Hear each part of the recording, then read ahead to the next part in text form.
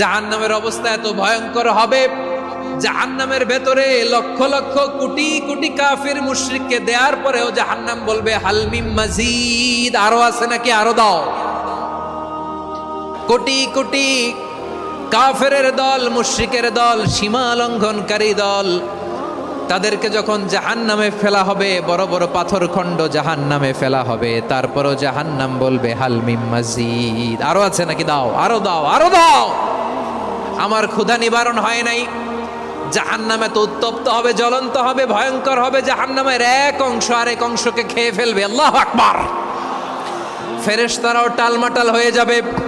জাহান্নামের রক্ষী ফেরেশতারা কি করবে তারা নিজেরাও বুঝতে পারবে না। কোটি কোটি মুশরিক কাফেরদেরকে জাহান্নামে নিক্ষেপ করার পরেও জাহান্নাম ঠান্ডা হবে না, শান্ত হবে না, বলবে হাল মিন মাজিদ, আরো আছে নাকি, আরো দাও। তখন আল্লাহ তাআলার কুদরতি পা জাহান্নামের ভেতরে ঢুকিয়ে দিবেন। সুবহানাল্লাহ পড়তে পারলেন না মজা করে? কোনো কিছুতেই যখন জাহান্নামকে শান্ত করা যায় না, আল্লাহ তাআলা তার কুদরতি পা জাহান্নামে ঢুকিয়ে দিবেন। দেওয়ার সাথে সাথে জাহান্নাম থেকে আওয়াজ আসবে, কত কত বিইজ্জাতিকা ওয়া বিকদরিক, আল্লাহ বিইজ্জাতিকা ওয়া বিকারমিক, আল্লাহ আপনার ইজ্জতের কসম, যথেষ্ট হয়েছে, এনাফ এনাফ, আর লাগবে না। সুবহানাল্লাহ বলেন। ওই ভয়ঙ্কর জাহান্নামে আমরা যেতে চাই কেউ? আবার জাহান্নামীরা যখন জাহান্নামে যাবে, ফেরেশতারা ডেকে বলবে, ও কপাল পোড়া জাহান্নামীরা, জাহান্নামে কেন ঢুকলা? দুনিয়ার বুকে কি তোমাদেরকে সতর্ক করার জন্য কেউ আসে নাই? কুল্লামা উলকিয়া ফিহা ফাউজুন সাআলাহুম খাজানাতুহা আলাম ইয়াতিকুম নাযীর। সুবহানাল্লাহ পড়েন। আলাম ইয়াতিকুম নাযীর, কোন সতর্ককারী আসে নাই? বিশ্বনবী নাযীর হয়ে, সতর্ককারী হয়ে পৃথিবীতে আসলেন। তিনি জাহান্নামের ব্যাপারে উম্মাকে সতর্ক করেছেন।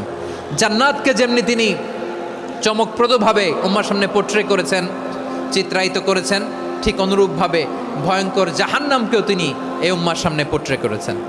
জাহান্নামকে কিভাবে বিশ্বনবী উম্মার সামনে পোট্রে করলেন, চিত্রায়িত করলেন, শুনতে মনে চায়? সিলেটবাসী শুনতে মনে চায়? জান্নাতের কথা শুনে যেমনি জান্নাতে যাওয়ার ব্যাপারে আপনারা আগ্রহী হয়েছেন, জান্নাতের নাজ নেয়ামতের কথা শুনে, জান্নাতের ফিচার শুনে যেমনি জান্নাতে যাওয়ার ব্যাপারে আমরা উদ্বেলিত হয়েছি, উচ্ছ্বসিত হয়েছি, জাহান্নামের কথা শুনলে কিন্তু আমাদের কলিজা কেঁপে উঠবে। কিভাবে বিশ্বনবী পোট্রে করলেন? বিশ্বনবী বলেন, নারুকুম হাযিহিল্লাতী ইউকিদু ইবনু আদম জুজউন মিন ৭০ জুজআন মিন হাররি জাহান্নাম। ও আমার উম্মতেরা, তোমরা যে রান্নাঘরে যে আগুন দিয়ে রান্না করো, তোমরা কি ভেবেছো জাহান্নামের আগুন ওই রান্নাঘরের আগুনের মতো না? আপনারা কিচেনে যে রান্না করেন, এই রান্নাঘরের আগুন আর জাহান্নামের আগুন তো একই না? সিলেটের ভাইরা বুঝে থাকলে উত্তর দেন। কিচেনের রান্নাঘরের আগুন আর জাহান্নামের আগুন এক না? একরকম? বিশ্বনবী বলেন, জুজউন মিন ৭০ জুজআন মিন হাররি জাহান্নাম। জাহান্নামের আগুন দুনিয়ার আগুনের চেয়ে কমপক্ষে ৭০ গুণ বেশি তেজওয়ালা। জাহান্নামের আগুনকে আল্লাহ নাম দিয়েছেন নারুল্লাহ।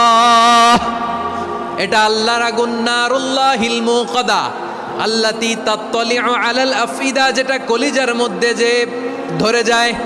দুনিয়ার আগুন হাতে লাগলে হাত জ্বলে, পায়ে লাগলে পা জ্বলে। জাহান্নামের আগুন দেহের যেই জায়গায় লাগুক না কেন, সাথে সাথে কলিজাটা জ্বলে ছাই হয়ে যাবে। নারুল্লাহিল মুকাদা আল্লাতী তাত্তালিউ আলাল আফইদা। জাহান্নামের আগুন গায়ে লাগলে আপনার কলিজা পুড়ে ছাই হয়ে যাবে। ওই জাহান্নামে আমরা যেতে চাই? আমরা তো সবাই মিলে নাশিদ গাইলাম, জান্নাতে আমরা একা যাব না, সবাই মিলে যাব। ওই জাহান্নাম থেকেও সবাই মিলে বাঁচার দরকার আছে না নাই?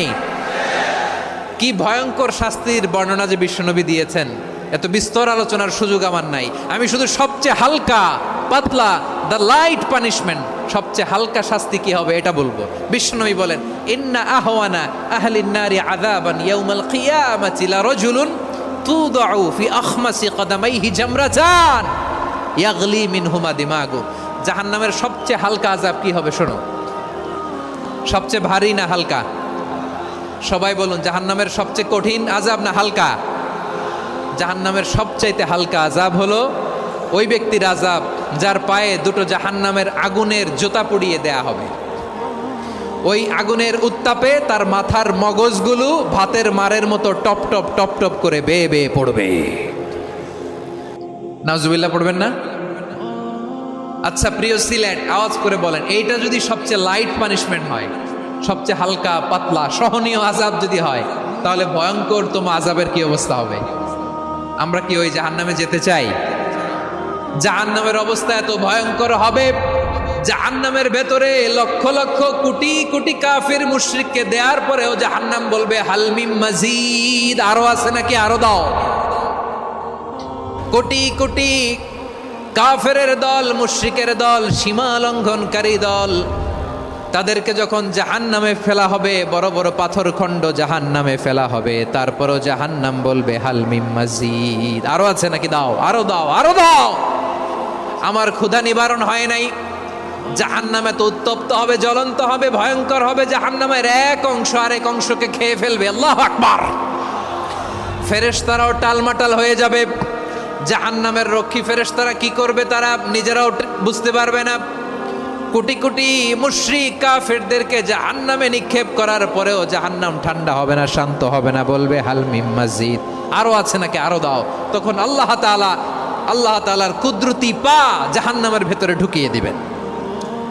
সুবহানাল্লাহ পড়তে পারলেন না মজা করে? কোনো কিছুতেই যখন জাহান্নামকে শান্ত করা যায় না, আল্লাহ তাআলা তার কুদরতি পা জাহান্নামে ঢুকিয়ে দিবেন। দেওয়ার সাথে সাথে জাহান্নাম থেকে আওয়াজ আসবে, কত কত বিইজ্জাতিকা ওয়া বিকদরিক, আল্লাহ বিইজ্জাতিকা ওয়া বিকারামিক, আল্লাহ আপনার ইজ্জতের কসম, যথেষ্ট হয়েছে, এনাফ এনাফ, আর লাগবে না। সুবহানাল্লাহ বলেন। ওই ভয়ঙ্কর জাহান্নামে আমরা যেতে চাই কেউ? আমরা সব সময় ওই জাহান্নাম থেকে আল্লাহর কাছে পানাহা চাই। আওয়াজ করে বলেন ঠিক কিনা?